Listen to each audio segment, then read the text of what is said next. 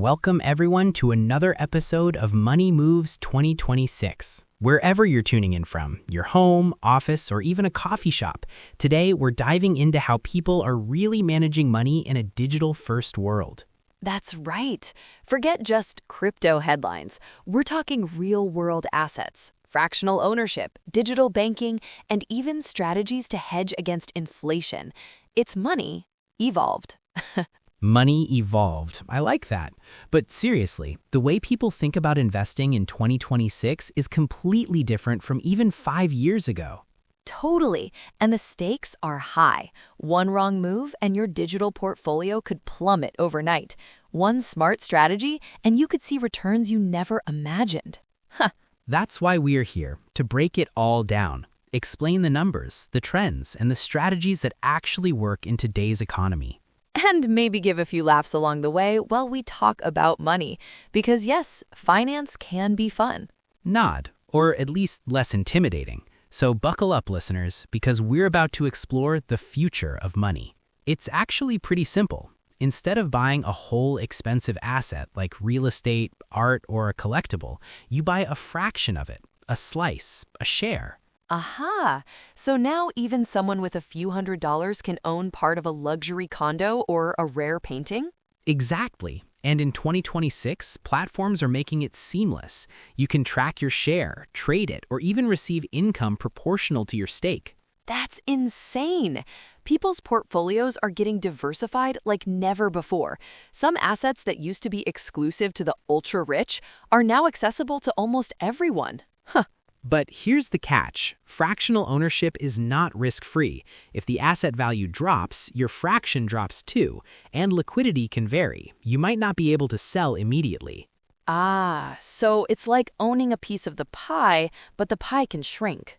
Exactly. And in some markets, the pie is skyrocketing. In others, it's plateaued, or worse, plummeted. Which is why education matters, right? People need to understand not just the asset, but the platform, the liquidity, and the market trends. Spot on. Fractional ownership is powerful, but only if you know what you're actually buying. And now we've only scratched the surface.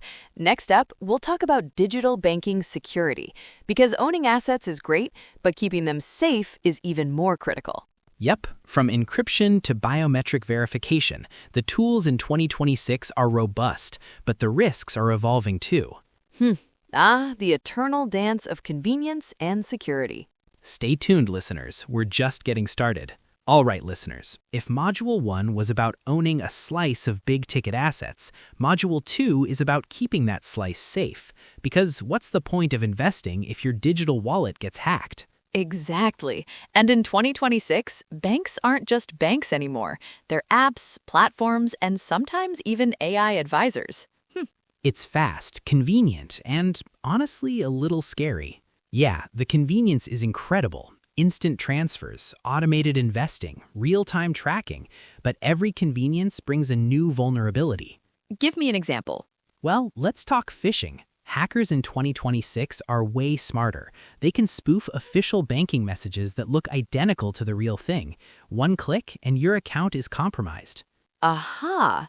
So even if I'm careful, it's like playing whack-a-mole with cyber threats.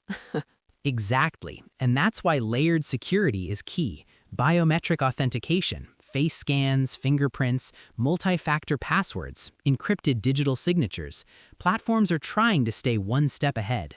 But how effective is it really? I mean, can AI still be tricked? It can. No system is 100% foolproof. That's why personal vigilance matters as much as technology. Monitoring transactions, enabling alerts, and understanding platform policies is critical. So basically, we need to be part hacker, part investor, and part detective. Pretty much. And don't forget insurance. Many platforms now offer protection against theft or fraud, sometimes covering 100% of lost digital assets. But policies vary, so you need to read the fine print. And what about emerging tech like blockchain? Doesn't that make banking safer? Blockchain adds transparency and traceability. Transactions are recorded in immutable ledgers, which makes tampering much harder. But it's not magic. People still fall for scams, misplaced keys, or trust unverified platforms. So education is half the battle. Precisely. Understanding encryption, private keys, authentication methods, and platform security protocols is essential in 2026. Knowledge isn't just power, it's protection. Wow, digital banking is kind of like owning a high-tech vault that also talks to the internet. That's one way to put it. And just like a vault, the stronger your system and smarter your habits, the safer your assets. Makes sense. And I guess this is where numbers come in too, right? Banks are constantly showing trends, percentages of breaches, fraud attempts, or even account growth. It's a lot of data to digest. Exactly. You need to track trends. Fraud attempts have skyrocketed in some sectors, plummeted in others thanks to better tech. Even interest rates and platform fees can fluctuate, so keeping an eye on percentages and numbers is as important as securing your assets. So we're juggling digital security, percentages, and market trends all at once. Welcome to modern financial literacy. And that's why we're moving next into Module 3, Inflation Hedging and Real-World Strategies, because owning assets and protecting them is one thing, keeping their value in a world of rising costs is a whole other challenge. Oh, this one's my favorite. I love talking about how people are making their money work smarter in 2026. All right, listeners, get ready, because Module 3 is where numbers, percentages, and real-world trends come alive. All right, Alex, so we've talked about fractional ownership and keeping our digital vaults safe. Now let's talk about the real monster, inflation. Yes, the silent thief. Inflation in 2026 isn't just a little rise in prices. It can skyrocket, plummet, plateau, basically act like it has a personality, and not a friendly one. Yeah, inflation that sneaks up while you're buying coffee. You think your latte costs $4. Next week, it's $5.50. And you're like, what? I didn't order the gold sprinkle. Exactly. That's why hedging is no joke. People are looking for strategies to protect real-world value, not just digital coins. Okay, so what are the main strategies people are using in 2026? Well, let's break it down. First, real estate, but not just buying a home. Fractional property ownership lets investors spread risk while participating in high-value markets. You get exposure to rising prices without needing a $1 million deposit. Aha, so you're telling me I could own a slice of a luxury condo and maybe feel fancy without selling my soul to a bank? Exactly. And some platforms even pay dividends from rent collected, so you're earning while inflation does its thing. What about gold? Is it still a hedge or just old school bling? Gold is classic. People love it because it's tangible and historically holds value. Fractional gold ownership is huge now. You can own grams instead of kilos. It's like owning treasure without carrying a chest around. I like this modern pirate vibe. I own 0.75 grams of gold, matey. And don't forget inflation-protected bonds. They adjust payouts based on rising prices. Not as flashy as crypto, but steady and reliable. Sometimes boring is beautiful. Boring, huh? But steady money in a volatile world? I get it. Exactly. And then there's diversification across multiple asset classes: real estate, gold, commodities, even art or collectibles. Think percentages, maybe 30% in property, 20% in precious metals, 10% in collectibles, and digital assets filling in the rest. Exciting! Numbers, percentages, that's my jam. And this gives people a shield against inflation spikes. Right, because in 2026, inflation can feel unpredictable. Some months prices plateau, some months they skyrocket, and having a strategy keeps you ahead. So real-world assets aren't just fancy investments, they're survival tools in a digital-first economy. Survival? Or maybe empowerment. You're not just watching numbers change on a screen, you're actively managing your future. Oh, and if done right, you can even make your money make coffee for you. True, your assets earning while you sleep. That's the dream. And what about trends? Are there any crazy percentages or numbers people should know in 2026? Definitely. Fractional real estate markets have exploded. Some properties' fractional values have skyrocketed by over 150% in under 2 years. Meanwhile, certain collectibles plummeted by 40% after hype cycles ended. You really have to track trends and not just follow the shiny objects. So it's not a lottery, it's about knowing when to ride the wave and when to step off before you wipe out. Exactly. Think of it like surfing. The waves can be huge, but without balance and timing, you get wet and maybe lose a little cash too. Surfing the money waves. I like that metaphor. Listeners, take notes. And remember, the real power isn't in luck. It's in numbers, percentages, trends, and consistency. Look for patterns, hedge against risk, and spread exposure. And that's the magic of financial literacy in 2026. You don't need to chase every crypto headline. You don't need to panic over every market dip. You need strategy, knowledge, and maybe a little humor along the way. Absolutely. Humor helps you survive the volatility too, because money stress is real, but laughing at it makes it manageable. Amen to that. And for our listeners, if you're taking notes, diversify, protect, track percentages, and enjoy the ride. And that wraps Module 3, Inflation Hedging and Real-World Strategies. Next up, Module 4 dives into digital trends, where money is moving. Think global apps, tokenized real estate, AI investment advisors, and the numbers behind them. Aha, can't wait. Buckle up, listeners. The digital money world is only getting wilder from here. All right, Alex, buckle up. Module 4 is all about digital trends, where money is moving in 2026. And spoiler, it's not just crypto anymore. Absolutely.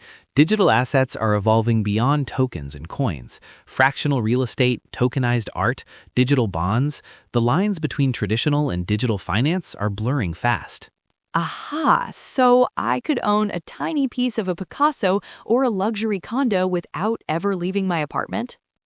Exactly. And platforms make it almost seamless. You log in, see your shares, watch them grow, or occasionally plummet.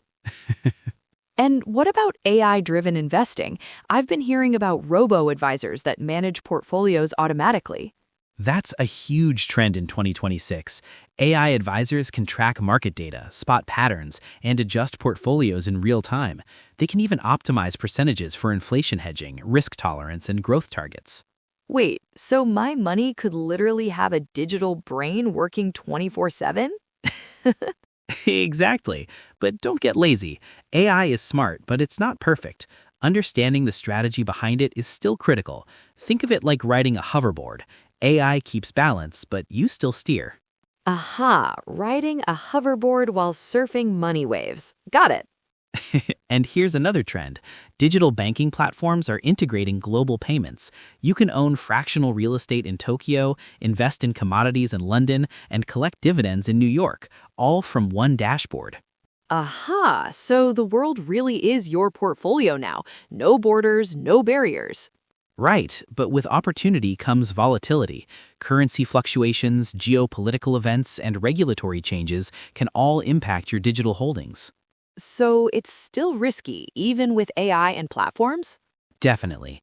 That's why diversification across real-world and digital assets is crucial. Spread your exposure, track trends, know your percentages. And maybe keep a little cash under the mattress just in case the hoverboard malfunctions. Smart. Never underestimate cold, hard cash in an emergency. And speaking of numbers, which trends are really skyrocketing in 2026? Fractional real estate is growing by roughly 120% year over year in major cities. Tokenized art markets have plateaued but maintain high liquidity. AI-managed portfolios are expected to handle nearly 30% of retail investments by next year.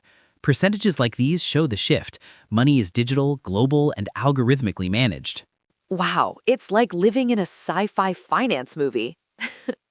Except the villain is still inflation and market volatility, not robots. Phew, that's a relief. I thought we'd get attacked by a rogue AI portfolio. Not yet, Morgan, but vigilance is key. Monitor your investments, understand your platform, and remember, trends move fast. What skyrockets today might plateau or dip tomorrow. And that's why financial literacy matters, not just for making money, but for understanding these trends, percentages, and strategies. Exactly. And for our listeners, the takeaway is simple. Stay informed, diversify, leverage technology, and keep your sense of humor, because navigating digital finance without laughs is, well, depressing. True.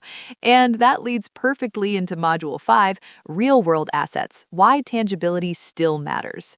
Yep, digital is powerful, but real-world assets provide grounding, stability, and inflation protection. Aha, can't wait to get into this one. Buckle up, listeners. Tangible wealth is about to get interesting. All right, Alex, we've talked digital trends, AI portfolios, global fractional ownership, but now it's time for the classics, real-world assets, the stuff you can touch, feel, maybe even brag about at dinner parties. Exactly. Digital is fast, but tangible assets, real estate, art, precious metals, even rare collectibles provide grounding. You can see the value physically, which gives people peace of mind in volatile times. Aha! So even in a fully digital economy, humans still crave that I own something real feeling? Totally. Psychology matters. Owning a piece of art on your wall or a condo you can visit isn't just about financial growth, it's emotional security. Emotional security, or just a fancy excuse to say, look at my condo, I'm practically a millionaire.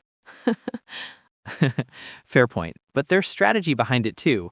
Real-world assets often hedge against inflation. While digital tokens fluctuate wildly, real estate and commodities tend to keep value more steadily over time. Can we get into numbers, percentages, trends, that sort of thing? Sure. In 2026, fractional real estate platforms report that certain urban properties have increased by 120 to 150% over the last 2 years. Meanwhile, rare collectible markets like vintage watches or limited edition sneakers have plateaued after a 90% surge in the previous 3 years. Understanding when an asset is peaking or plateauing is key. Aha, so timing is everything. Buy too early, maybe you miss a short-term boom. Buy too late, you're stuck holding while it dips. Exactly. And that's why diversification matters. You mix tangible and digital assets, maybe 40% real estate, 20% art or collectibles, 20% digital, and 20% cash or inflation-protected bonds. Percentages like these aren't random. They're based on risk, volatility, and growth potential. Got it. So my portfolio is basically a balanced diet. Real estate protein, digital carbs, art, fiber. Perfect analogy. And just like nutrition, balance is the key. Too much of one thing can make your finances unhealthy. And what about fractional ownership of real-world assets? How does that change things? Fractional ownership lets you access expensive real-world assets without needing millions up front. You get a slice of property, art, or even commercial ventures. It spreads risk and allows small investors to ride trends they couldn't reach alone. But liquidity varies. You might not sell instantly. So owning a piece of a $2 million condo is exciting until you realize selling it isn't like selling socks on eBay. Exactly. Patience and understanding the platform's rules are essential. I love this. It's like combining modern convenience with old-school grounding. You get innovation and tangibility together. That's the power of 2026 financial literacy. You don't have to choose. You can optimize both. And if done right, your digital coins and real-world assets could basically throw a money party while you sleep. I like the sound of that. Money partying while you sleep. I approve. But seriously, listeners, real-world assets give stability, inflation protection, and psychological comfort. Tangibility is not outdated. It's essential. And combining digital innovation with tangible investments is the sweet spot for 2026. You ride trends, protect value, and keep your portfolio resilient. And that brings us perfectly into the final module, Module 6, Planning for the Future. Smart money moves in a digital-first world. Yep, this is where strategy meets reality. It's one thing to know the concepts, but it's another to apply them. And trust me, listeners, this is where you can make your money work smarter, not harder. So where do we start? Step 1. Diversification. Mix digital assets, real-world assets, and traditional investments. Percentages matter. For example, maybe 30 to 40% in digital, 30% in real-world assets like property or art, 20% in inflation-protected bonds, and 10 to 20% cash for flexibility. Aha, like a well-balanced financial smoothie. Exactly. And don't forget to adjust your mix based on trends. Some assets will skyrocket, others plateau, some might even plummet. Monitoring percentages and growth rates is crucial. Step 2, Step 2. Security. Never underestimate digital banking safety. Use multi-factor authentication, biometric verification, encrypted wallets, and monitor your accounts regularly. Think of it as locking your vault and double-checking the code every day. Or hiring a digital guard dog that never sleeps. Perfect analogy. And step 3, education. Stay informed on markets, percentages, inflation trends, and digital innovations. Knowledge isn't just power, it's protection. And step 4? Step 4, patience. Don't panic over every market swing. Trends will plateau, crash, or skyrocket. Understanding long-term growth, percentages, and risk management is the key to sustainable wealth. So basically, be smart, be secure, and don't freak out when your digital condo drops 10% in a week. Exactly. And step 5, tangible grounding. Real-world assets protect against volatility and inflation. They're your emotional anchor, the stuff you can actually see, touch, and enjoy. And maybe brag about to your friends. Oh, this, just my slice of a Tokyo penthouse. Hey, motivation works. And last but not least, step 6, enjoy the process. Money is a tool, not a stressor. Have fun tracking trends, percentages, and new opportunities. Celebrate small wins, laugh at mistakes, learn fast. Aha, I love that. 2026 isn't just about wealth. It's about mastering the digital and physical economy while keeping your sanity and humor intact. Exactly. If you apply these steps, diversify, secure, educate, be patient, anchor with real assets, and enjoy, you're building a resilient, future-proof financial life. And remember, listeners, financial literacy isn't just about numbers. It's about habits, trends, percentages, and mindset. If you understand the system and ride it wisely, you can thrive in a digital-first world. Couldn't have said it better. And that wraps up our deep dive into financial literacy, beyond crypto to real-world assets.